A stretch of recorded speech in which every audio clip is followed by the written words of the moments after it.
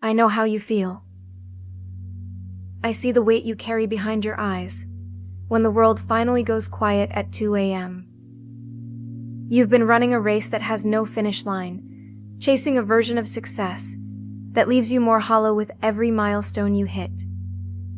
Your mind isn't just tired. It's overstimulated and undernourished. You feel like a ghost in your own life, moving through the motions while your soul screams for a moment of actual peace. We call it burnout, but the ancients called it chasing the wind. Today, we stop running. I'm going to share 10 quantum keys from the wisest man who ever lived, Solomon, to recalibrate your spirit and heal that exhausted mind. This isn't a lecture. This is your permission to finally breathe. Key 1. The law of cycles. The first key is understanding that your exhaustion often comes from fighting the seasons of your soul. Ecclesiastes tells us, "To everything there is a season, a time for every purpose under heaven." You are trying to harvest when you should be fallow. You are trying to speak when you should be silent. In the quantum realm, nothing is in a constant state of on. Energy pulses. It waves. If you don't allow yourself a season of nothingness, you will never have the energy for a season of everything. Stop apologizing for your winter. Key 2. The vanity of the hustle. We were lied to.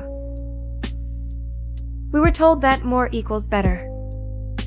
Solomon, a man who had everything, wealth beyond imagination, power and pleasure, looked at it all and said, "All is vanity." The word he used was Hevel, meaning vapor. Like the steam from your coffee, you can't grasp it. Your exhausted mind is trying to grip vapor. The more you squeeze, the more it disappears. Healing begins when you open your hand and realize that your value isn't tied to your output. You are a human being, not a human doing. Key 3. The gift of the simple meal. There is a profound spiritual technology in the mundane. Solomon writes, "There is nothing better for a person than that he should eat and drink and find enjoyment in his toil." We spend our lives looking for the big moment of happiness, while God is hiding peace in the steam of your tea, the crunch of bread, and the presence of a friend. When your mind is exhausted, come back to the senses. Ground your quantum energy in the physical. Eat slowly. Taste the grace. This is the simplest exorcism for anxiety. Key 4. The power of 2. Isolation is a fuel for mental fatigue. 2 are better than 1, for if they fall, 1 will lift up his fellow. Your exhausted mind tells you to hide, to pull inward, to protect what little energy you have left. But spiritual physics works differently. Connection doesn't drain energy, it multiplies it. When you share the weight changes its atomic structure. It becomes lighter.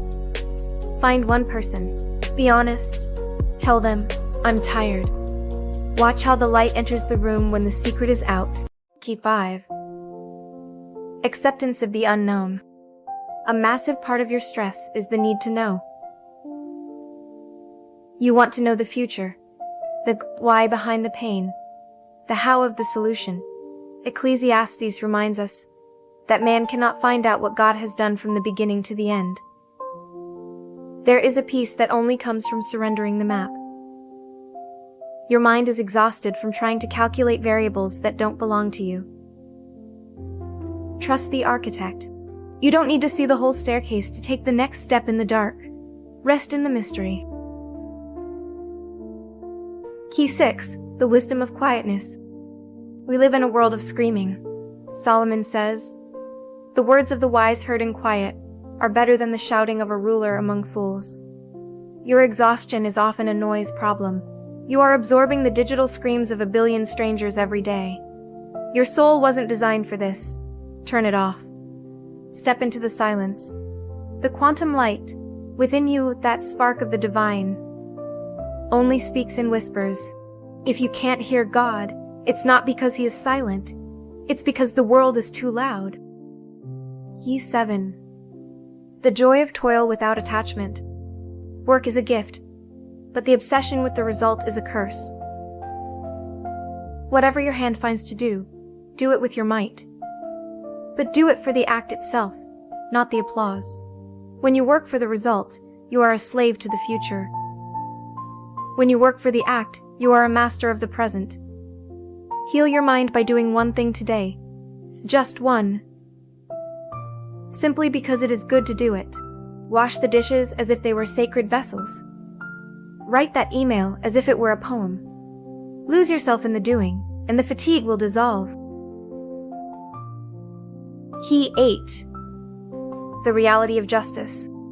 Your mind is tired of the unfairness.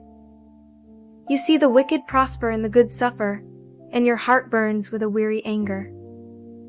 Solomon wrestled with this too. But he concludes that God will bring every deed into judgment. You are not the judge of the world. You can lay down the robe and the gavel. Your exhaustion comes from trying to balance a scale that only the Creator can hold. Let go of the resentment. It's a poison you're drinking, hoping the other person dies. Forgive, not because they deserve it, but because your mind needs the space to heal. Key 9. Remembering your Creator in youth. Don't wait until you are broken to remember who made you. Remember also your Creator in the days of your youth, before the evil days come. This isn't about age, it's about the youth of your spirit. It's about that part of you that still believes in wonder. Your exhaustion is a sign that you've forgotten your origin. You are a child of the Most High, woven from light and dust. When you reconnect with the source, you tap into an infinite battery. You don't have to generate your own strength.